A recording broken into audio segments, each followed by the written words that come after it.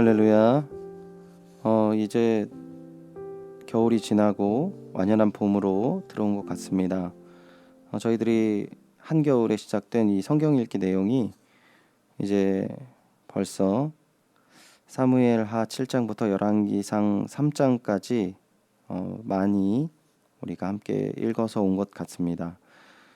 매일매일 성경을 읽기는 참 어렵습니다. 하지만 분명한 것은 하나님께서 이 매일매일 우리가 주님 앞에 마음을 쏟고 주의 말씀 가운데 거하는 이런 삶을 통해서 은혜와 사랑을 부어주실 것이고, 또한 우리가 하나님의 뜻과 하나님의 편에 서는 귀한 은혜를 누릴 줄 믿습니다.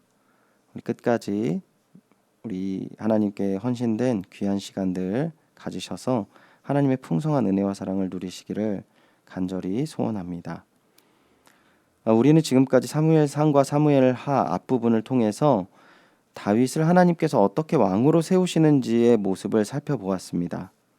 오늘부터 우리가 읽어볼 내용을 보면 7장부터 10장까지는 하나님께서 다윗을 통해 이루시는 아름다운 하나님의 나라의 모습을 잘 보여줍니다. 먼저 7장을 보시면 한 왕을 약속하십니다. 다윗의 언약의 내용을 소개하고 있는데요. 이 언약을 통해서 하나님께서 예수님을 구원자로 보내실 것을 말씀하시는 것입니다. 또한 하나님의 집을 지으려는 다윗에게 오히려 다윗의 집을 지으시겠다라는 하나님의 말씀 가운데 우리 왕이신 예수 그리스도를 약속하시는 것이죠. 하나님께서는 우리의 작은 것을 받으셔서 너무나도 큰 것들을 베푸시는 그 귀한 은혜와 사랑을 오늘 본문 속에서 볼 수 있는 것입니다. 8장을 보시면 여호와의 도우심과 다윗의 순종에 대해서 볼 수 있는데요. 8장을 이스라엘 주변의 나라가 다윗에게 정복되는 내용을 담고 있어요. 다윗은 주변의 나라를 점령하고 또 특이한 일을 행하는데 전쟁에 포획된 말의 힘줄을 끊어버립니다. 이러한 행동은 우리가 조금만 깊게 생각해 보면 이해가 안 되는 행동인 거죠. 전쟁에 포획된 말은 더 강한 군대를 양성할 수 있고 더 강한 힘을 세울 수 있는데 다윗은 이 포획된 말의 힘줄을 끊어버리는 것입니다. 이 왜 이렇게 다윗이 행동하는 것인가? 율법에 병마를 많이 두어서는 안 된다라는 것에 대한 다윗의 철저한 말씀에 순종하는 모습이 담겨 있다라는 것이죠. 다윗은 군인이었지만 군인으로서 지식과 경험보다 하나님의 뜻에 순복하는 것을 먼저 가졌던 신앙인의 모습으로 그의 사명을 감당하고 있었던 것입니다. 9장에는 모든 적들을 대부분 이제 물리친 다윗이 요나단의 자손을 찾는 내용을 담고 있습니다. 정복 왕조가 전대 왕조의 자녀들, 후손들을 살려두지 않는 것은 세상 법칙, 관습과 반습에 너무나도 당연한 것이었지만 다윗의 모습은 하나님 앞에 신앙의 언약으로 하나 된 요나단과의 약속을 지킴으로 세상의 법칙을 뛰어넘는 하나님의 아름다운 사랑과 하나님의 은혜를 경험할 수 있는 내용을 가질 수 있는 것이죠. 세상에 너무나도 당연한 법칙들이 존재하고 있지만 우리는 하나님의 말씀과 뜻에 살아야 된다는 것을 잘 보여주고 있는 것입니다. 10장을 보시면 생각지도 못한 암몬의 반격으로 주변의 연약군이 결성되어서 이스라엘을 위협하게 됩니다. 하지만 그 모든 대적을 하나님께서 모두 다 물리치셔서 오히려 이스라엘이 근동 지방 대부분을 정복하게 되는 사건으로 연결됩니다. 하나님과 함께 하시는 나라의 위기가 오히려 기회가 되는 세상이 감당할 수 없는 그 하나님의 능력과 은혜 그리고 하나님의 나라를 보여주고 있는 것이죠. 11장부터 다윗의 실수와 실패의 내용을 담고 있습니다. 10장까지 너무나도 아름답게 진행되어 왔던 이 다윗의 믿음의 모습. 오히려 이러한 모습으로 성경이 끝났다면 우리는 많은 희망을 가질 수 있을 것이고 또한 다윗으로부터 많은 것들을 배워야 되겠다 생각을 할 수 있을 것입니다. 하지만 11장부터 성경은 끝까지 다윗의 실수와 실패의 내용을 담고 있습니다. 봄이 되면 왕들의 군대를 이끌고 전쟁터로 나가는데 다윗은 왕궁에 머물러 있는 모습으로 시작이 됩니다. 또한 그러한 모습은 엄청난 범죄와 연결되어서 신복 우리아의 아내를 간음하고 오히려 그 우리아를 죽이게 되는 사건까지 연결이 되는 것이죠. 즉 지금까지 다윗은 이스라엘 하나님을 섬기는 사람으로 살아왔다면 그가 모든 나라를 정복하게 되고 힘을 가지게 된 이후에 주변 사람들로부터 인정을 받은 그 상황 속에서 이제 사울처럼 그리고 세상들의 왕들과 똑같이 행동하는 모습을 담고 있습니다. 12장에는 다윗의 범죄를 책망하는 나단의 모습을 담고 있습니다. 나단의 책망에 다윗은 진심으로 회개합니다. 중요한 것은 이 죄의 문제가 일단락 되는 것이 아니고 사무엘서 끝까지 진행됨을 성경은 이야기하고 있습니다. 우리가 죄에 대해서 어떠한 자세를 가져야 하는지를 우리는 사무엘서를 통해 깊이 있게 묵상해야 하는 것이죠. 13장을 보시면 바세바 사건 이후에 이제 시각은 다윗의 범죄가 그의 가정에 어떠한 영향을 끼쳤는지를 보여줍니다. 다시 한번 11장을 생각해 보시면 다윗이 행했던 작은 행동의 게으름으로 말미암아 개인적으로 엄청난 범죄를 저지르게 되고 그 사건이 이제 가정으로까지 번져지고 있는 모습을 사무엘서는 차근차근하게 보여주고 있는 것입니다. 이제 그의 가정을 보시면 먼저 암논이 이복누이 다말을 간음하게 됩니다. 그리고 이 사건이 유야무야 덮여지게 되니까 다말의 오라비였던 압살롬이 암논을 죽이게 됩니다.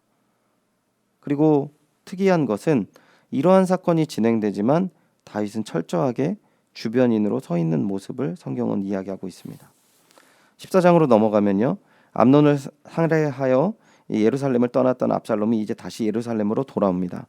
압살롬이 예루살렘에 돌아왔지만 다윗은 압살롬을 만나주지 않습니다.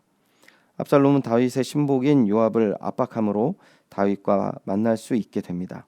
압살롬의 이야기를 보게 되시면 철저하게 하나님이 부재한 상황 속에서 진행됨을 볼 수 있습니다. 즉 압살롬과 그 주변인 모두 하나님 뜻과 전혀 상관없이 행동과 결정하는 모습을 볼 수 있습니다. 15장을 보시면 압살롬이 철저하게 준비된 이 반역을 보게 되는데요.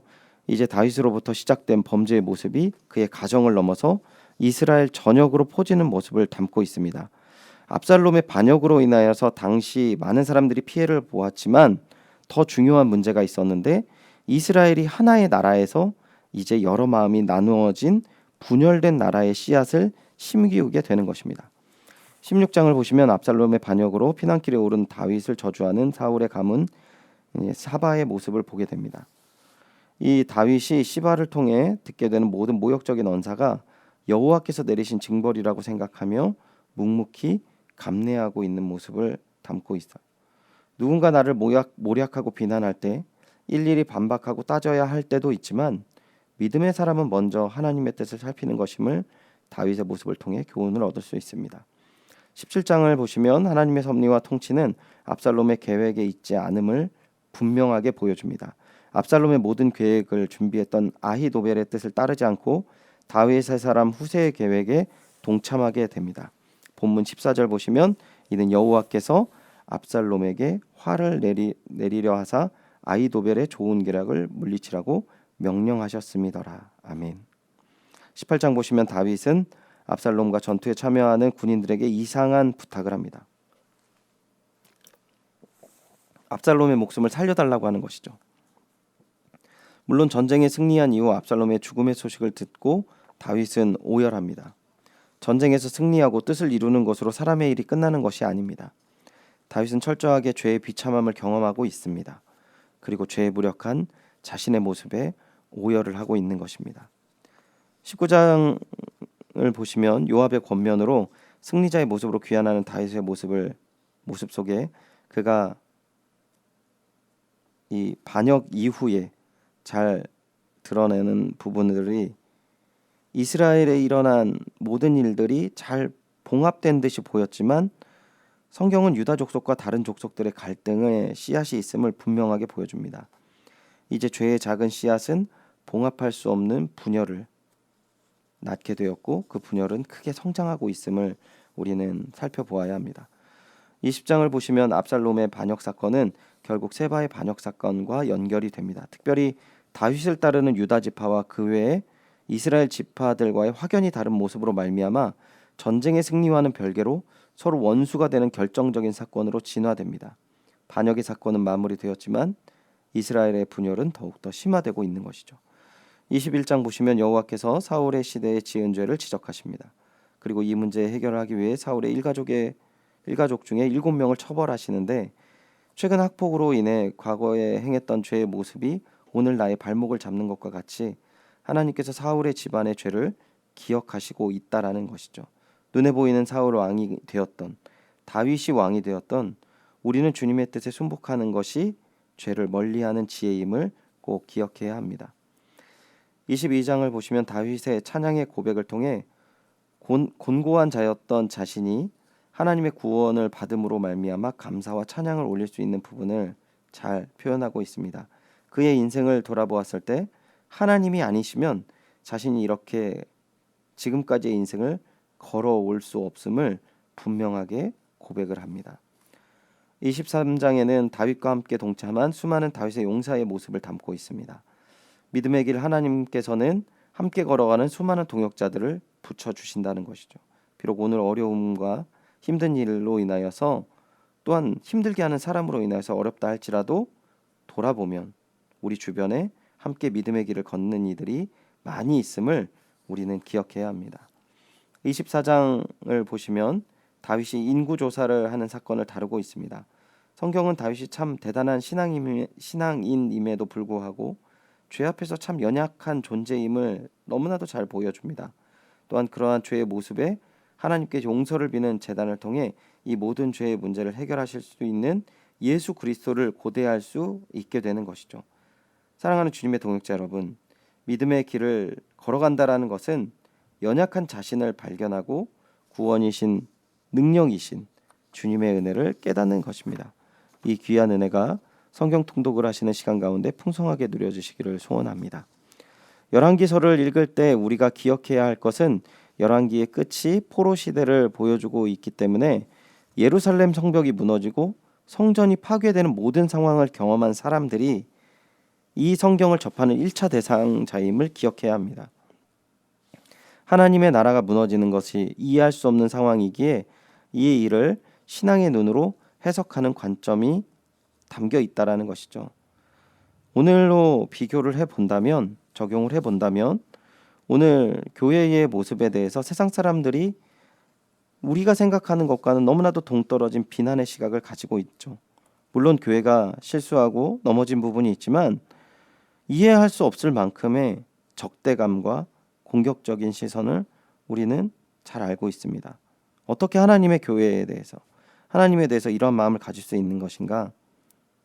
열왕기서를 보면은 이 이스라엘, 하나님의 나라가 무너질 수밖에 없는 것은 하나님의 율법으로 보면 죄를 범하는 왕의 모습을 대표적으로 담고 있는 것을 볼 수 있어요. 즉 열왕기는 하나님의 뜻에 왕이 순복하면 평안을 주고 하나님의 뜻에 떠나면 망하는 과정을 담고 있습니다. 결국 하나님의 뜻을 철저하게 외면하여 이스라엘이 망할 수밖에 없음을 열왕기서에서 우리는 볼 수 있는 것이죠. 하지만 그 가운데 여호야긴 왕의 회복을 통해 결국에 하나님께서 다시 이스라엘을 온전하게 세우실 것임을 말하고 있습니다. 열왕기서를 읽으실 때 오늘 우리 눈에 보이는 수많은 무너진 신앙의 모습과 교회의 모습을 이해할 수 없이 바라보신다면 먼저 하나님의 말씀 가운데 우리를 바라보는 귀한 은혜가 있기를 간절히 소원합니다. 그리고 분명한 것은 이 무너짐과 이 위기가 결국 이 어려움으로 망하게 되는 것으로 결론 지어지는 것이 아니라 하나님께서 더 온전하고 더 풍성하고 더 확실한 그 신앙의 길로 인도하는 것임을 우리가 믿고 오늘 말씀의 은혜를 누리시길 바랍니다.